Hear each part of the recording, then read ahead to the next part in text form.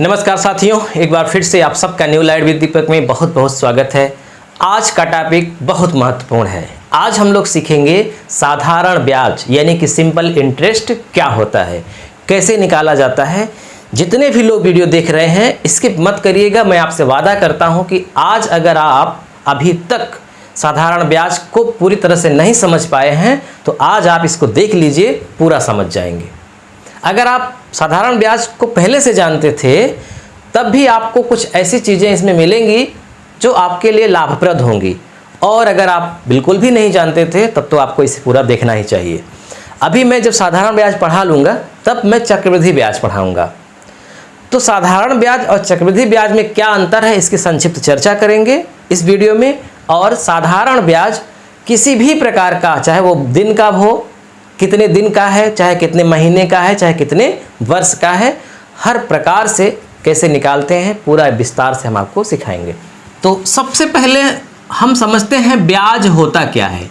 अभी यहाँ आप इसके चक्कर में मत पड़िए कि चक्रवृद्धि ब्याज या साधारण ब्याज। ब्याज तो ब्याज समझ जाएंगे तब आपको आगे हम बताएंगे साधारण ब्याज या फिर चक्रवृद्धि ब्याज। ब्याज क्या है तो देखिए, इसकी परिभाषा है कि ऋण की कीमत को ही ब्याज कहते हैं।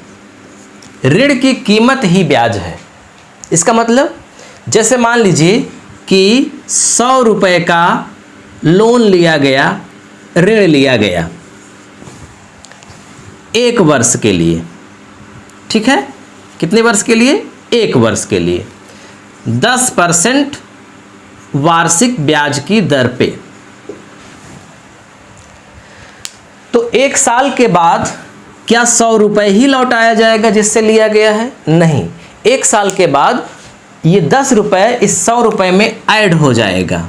तो कितना लौटाया जाएगा? 110 रुपये। लोन लिया गया था 100 रुपये लेकिन लौटाया गया 110 रुपये। तो जो व्यक्ति लोन लेगा और जो व्यक्ति लोन देगा वो उसका एक एग्रीमेंट होगा, एक समझौता होता है कि मैं आपको इतना लोन दे रहा हूं, आपको इस लोन की कीमत अदा करनी है। यानी ये तो आपको लौटाना ही है, ये तो उधार है, लेकिन इसके बदले में आपको कुछ देना पड़ेगा जो इसकी कीमत है। तो 100 रुपये की कीमत 10 रुपये है, तो ये 10 रुपये ब्याज है। इसीलिए कहा गया कि ऋण की कीमत को ही ब्याज कहते हैं। अब साधारण ब्याज और चक्रवृद्धि ब्याज में अंतर क्या है तो देखिए, अगर ब्याज की दर वार्षिक है, मतलब हर 1 वर्ष में ब्याज लग रहा है, तो 1 वर्ष के लिए साधारण ब्याज और चक्रवृद्धि ब्याज में कोई अंतर नहीं आएगा। जैसे अगर मान लीजिए 100 रुपये का लोन है 1 वर्ष के लिए 10% ब्याज पर, तो चक्रवृद्धि ब्याज भी 10 रुपये हुआ और साधारण ब्याज भी 10 रुपये हुआ। हाँ, अगर यहीं पर 2 वर्ष कर दिया जाए तब इसका साधारण ब्याज 10-10-20 रुपये आएगा, लेकिन इसका चक्रवृद्धि ब्याज 20 रुपये से ज़्यादा हो जाएगा। यानी 1 वर्ष के बाद चक्रवृद्धि ब्याज में बढ़ोतरी होने लगती है, जबकि साधारण ब्याज जितना 1 वर्ष में लगा है उतना ही हर वर्ष लगता है। यही अंतर है। अगर ब्याज मान लीजिए महीने में जुड़ रहा है तो 1 महीने का ब्याज चक्रवृद्धि ब्याज और साधारण ब्याज दोनों समान रहेगा। दूसरे महीने से चक्रवृद्धि ब्याज बढ़ने लगेगा। क्यों बढ़ता है ये हम उस वीडियो में बताएंगे चक्रवृद्धि ब्याज के। आज हम समझते हैं साधारण ब्याज। तो साधारण ब्याज में आपको ये 4 वर्ण मिलेंगे जिसकी बार बार चर्चा होगी, तो आप पहले ही समझ लीजिए। प्रिंसिपल यानी मूलधन, इसको शॉर्टकट में हम P लिखेंगे। अमाउंट यानी मिश्रधन, A शॉर्टकट में। रेट ब्याज, R शॉर्टकट में। टाइम को समय, T या फिर N। T भी लिखेंगे N भी लिखेंगे, दोनों एक ही बात है। मिश्रधन का मतलब होता है मैच्योरिटी, जिसमें साधारण ब्याज भी जुड़ा हुआ है और मूलधन। तो साधारण ब्याज और मूलधन दोनों को जोड़ देते हैं तो जो बनता है उसको मिश्रधन बोलते हैं या फिर अमाउंट बोलते हैं। तो ये टर्म जरूरी था। अब आपको साधारण ब्याज मान लीजिए निकालना है अगर SI, शॉर्टकट में सिंपल इंटरेस्ट को क्या बोलते हैं? SI। तो आपको अगर SI निकालना है तो SI का फार्मूला है PRT/100। ये आपको याद रखना पड़ेगा, छोटा सा फार्मूला है। साधारण ब्याज बराबर मूलधन गुणित दर गुणित समय बटे 100। पहला प्रश्न आपके सामने है। ऐसे ही हम आपको 4 प्रश्न हल करवाएंगे। इन चारों प्रश्न के माध्यम से आप किसी भी प्रकार का साधारण ब्याज निकालना सीख जाएंगे। 5 100, चलिए 5000 कर देते हैं। 5000 रुपये का 10% वार्षिक ब्याज की दर से 3 वर्ष का साधारण ब्याज बताओ। बहुत सरल प्रश्न है। फार्मूला है SI बराबर P into R into T by 100। P का मतलब मूलधन, कितना मूलधन है यानी कितना लोन लिया गया है, 5000। 5000 लिख दिया। दर कितना है, 10% वार्षिक, तो हमने 10 लिख दिया। समय कितना है, 3 वर्ष, तो हमने 3 लिख दिया। और नीचे 100। और आप इसको हल कर दीजिए। 00 से ये 00 आपका कट गया। 50 गुणित 10 गुणित 3 गुणा कर दीजिए। 5 तिहाई 15 और 00 1500 रुपये, ये आपका आया साधारण ब्याज। तो इस प्रश्न का उत्तर है 1500 रुपये। लेकिन अगर इसी प्रश्न में मान लीजिए ये कह दे कि 3 वर्ष का साधारण ब्याज के साथ साथ मिश्र धन भी बताओ, यानी कि 3 वर्ष के बाद कुल कितना लौटाना पड़ेगा ये बताओ, मैच्योरिटी कितनी होगी। तो इसका मतलब कि मिश्र धन बताओ अगर, तो मिश्र धन निकालने का फार्मूला क्या होता है, मूलधन में ब्याज को जोड़ दो। मूलधन आपका 5000 है और ब्याज आया है 1500, तो जोड़ देंगे तो कितना आएगा, 6500 रुपये। सवाल लग गई।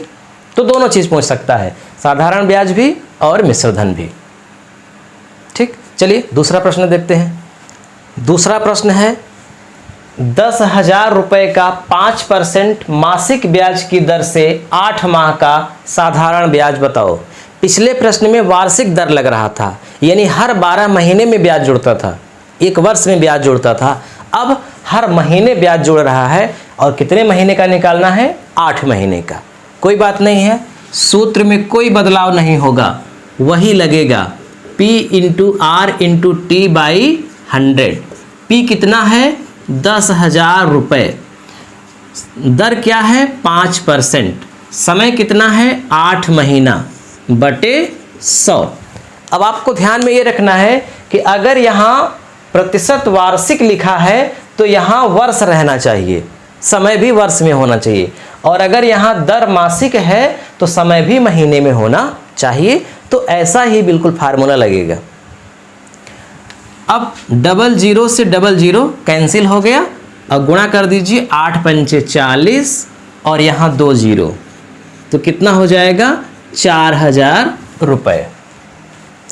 अब इसी में अगर कहते मिश्र धन कितना होगा, तो कोई बात नहीं है, 10,000 में 4000 जोड़ दो, 10 और 4 14,000 मिश्र धन हुआ, यानी कि उसे 8 महीने के बाद टोटल 14,000 रुपये लौटाना पड़ेगा।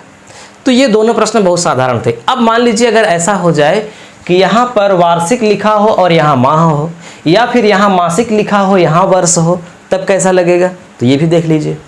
देखिए तीसरा प्रश्न है 2500 रुपये का 20% वार्षिक ब्याज की दर से 8 माह का साधारण ब्याज बताओ। तो यहाँ पर दर वार्षिक है, यानी कि ब्याज हर वर्ष जुड़ रहा है, 1 वर्ष में जुड़ रहा है, लेकिन निकालना है ब्याज 1 वर्ष से कम समय का, यानी कि 8 माह का ही। कोई बात नहीं है, आपको लिखना है बिल्कुल वैसे ही। मूलधन है 2500, दर कितना है 20%, गुणित नीचे क्या लिखना है 100। यहाँ समय के लिए आपको ध्यान देना है कि समय के स्थान पे आपको क्या लिखना है। तो समझिए पिछले प्रश्न में क्या था कि यहाँ मासिक था, यहाँ माह था। उसके पहले वाले प्रश्न में, यानी कि पहले प्रश्न में क्या था, यहाँ वार्षिक था तो यहाँ वर्ष था, यानी समय और ब्याज की दर मिलती जुलती थी। इसमें क्या है कि ब्याज जो है वो वार्षिक लग रहा है, लेकिन समय है मासिक, यानी कि समय महीने में दिया है। तो हम क्या करेंगे, इस महीने को हम वर्ष में बदलेंगे, क्योंकि हमारी ब्याज वार्षिक लग रही है। तो ध्यान रखिएगा, जब ब्याज वार्षिक लगेगी तो समय भी वर्ष में होना चाहिए, जब ब्याज मासिक लगेगी तो समय माह में होना चाहिए, जब ब्याज प्रतिदिन लगेगी तो समय दिन में होना चाहिए। तो यहाँ पर वार्षिक लग रही है तो समय वर्ष में होना चाहिए, और 8 माह है तो अगर 8 में हम 12 का भाग कर दें तो ये वर्ष बन जाएगा, क्योंकि 1 वर्ष में 12 महीना, तो जितने महीना उतना बटा 12 करने पर वर्ष बन जाता है ना। तो यानी यहाँ पर समय के जगह हम लिखेंगे 8/12, या फिर इसे 4 से काट देंगे तो 4 दूना 8, 4 तिहाई 12, 2/3 भी लिख सकते हैं। लेकिन आपको ध्यान रखना है कि महीना अगर है तो आपको नीचे 12 लिखना है बस। अब आगे और बढ़ेंगे अगर, तो 2500 गुणित 20 गुणित 8/100 गुणित 12, यानी ये जो यहाँ पे हर के रूप में 12 है वो इसके नीचे आ जाएगा। तो आप हमेशा एक बात ध्यान में रखिए शॉर्टकट में, कि जब भी समय महीने में दिया रहेगा तो आपको महीने वाला अंक अंश के रूप में लिखना है और नीचे 12 लिख देना है और इसके 100 के बगल में गुणा लगा देना है बस। और इसको हल कर दीजिए, आंसर आ गया। 2 जीरो से ये 2 जीरो कट गया आपका, 4 दूना 8, 4 तिहाई 12। अब 25 दूना 50 और 50 दूना 100, 1 जीरो इसका, तो 1000/3, 1000 में 3 का भाग करेंगे तो आएगा 333.33 रुपये। यही आपका ब्याज है, यानी 8 महीने का ब्याज कितना होगा? 333 रुपये। 1 वर्ष का ब्याज कितना होगा? क्योंकि वार्षिक लग रहा है तो 25 दूना 50 यानी कि 500 रुपये। चलिए इसी से मिलता जुलता एक प्रश्न और देख लेते हैं। चौथा बहुत बढ़िया प्रश्न है। 3650 रुपये का 15% वार्षिक ब्याज की दर से 20 दिन का साधारण ब्याज ज्ञात करो। 20 दिन का मूलधन के स्थान पर 3650, दर के स्थान पर 15, नीचे क्या लिखेंगे? 100। अब समय आपका दिन में है, इसे आपको बदलना है वर्ष में, क्योंकि ब्याज वार्षिक लग रही है। तो आप जानते हैं कि एक वर्ष में सामान्यतः 365 दिन माना जाता है, वैसे 366 दिन भी हो जाता है चौथे वर्ष में। तो आप हमेशा इसको आप 365 ही मान के करिएगा। तो एक वर्ष में 365 दिन, यानी जब भी दिन रहेगा तो आपको दिन को अगर वर्ष बनाना है तो उसमें 365 का भाग देना है, ठीक है। और वर्ष को दिन बनाना है तो उसमें 365 का गुणा। तो यहाँ पर 20 दिन है तो 20/365, क्योंकि अभी आप पीछे देखे ही हैं। अगर हम यहाँ 20/365 लिखेंगे तो दूसरी लाइन में 365 को नीचे ही लिखना पड़ेगा। तो अब आपको ध्यान में ये रखना है कि जब यहाँ पे माह रहेगा और यहाँ पे वार्षिक रहेगा तो माह बटे 12, यहाँ पे दिन रहेगा समय में और वार्षिक रहेगा तो दिन बटे 365। हल कर दीजिए। 1 जीरो से इसका कट गया ये, 1 जीरो से इसका कट गया ये, 365 से ये 365 कट गया, 15 दूना 30 रुपये और आपका आंसर आ गया। तो 20 दिन का ब्याज कितना आएगा? 30 रुपये। अब मिश्र धन अगर निकालना है तो 3650 में 30 रुपये जोड़ दो, 3680 रुपये। तो आज हम लोगों ने केवल ये समझा कि हम साधारण ब्याज को किस प्रकार से निकालते हैं। अगले वीडियो में हम लोग सीखेंगे कि ब्याज दिया रहेगा तो दर कैसे निकालेंगे, समय कैसे निकालेंगे, मूलधन कैसे निकालेंगे, ये सब। तो आज आपने जो सीखा है, आपने क्या सीखा है, आपके लिए ये 5वां प्रश्न है होमवर्क। अगर आप इसे सही से लगाएंगे तो हम मानेंगे कि हम जो पढ़ा रहे हैं वो आपके समझ में आ रहा है। तो चाहे गलत ही उत्तर दीजिए, लेकिन आपको उत्तर ज़रूर देना है, ठीक। मिलते हैं नेक्स्ट वीडियो में। वीडियो अच्छा लगा हो तो लाइक करिए, पहली बार देख रहे हैं तो चैनल को सब्सक्राइब कर लीजिए, घंटी भी चालू कर लीजिए ताकि जैसे ही कोई नया वीडियो अपलोड करें आपके पास पहुंच जाए। धन्यवाद।